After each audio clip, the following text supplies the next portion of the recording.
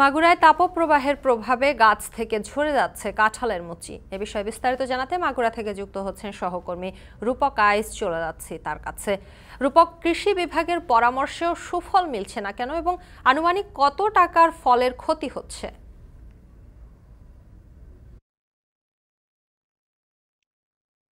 শম্পা, আপনাকে ধন্যবাদ। মাগুরা কৃষি বিভাগের পক্ষ থেকে আমাদেরকে জানানো হয়েছে যে মাগুরায় এবছর 449 হেক্টর জমিতে চাষ হয়েছে। কাঁঠালের আবাদ আছে।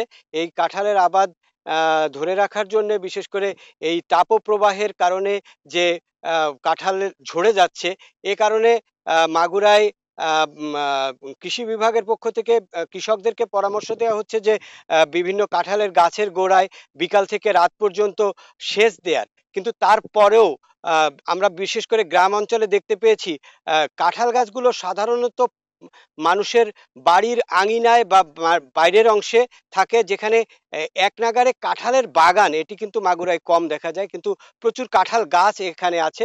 যার কারণে এখানে এই কাঁঠালের গাছে আলাদা করে সেচ দেওয়ার ব্যবস্থা কিন্তু তেমন করা যাচ্ছে না। যার ফলে আমরা দেখতে পাচ্ছি কাঁঠালের যে ফল এসেছে, ফলগুলো ছোট হয়ে যাচ্ছে এবং ফলগুলো অনেকটা কুঁকড়ে যাচ্ছে।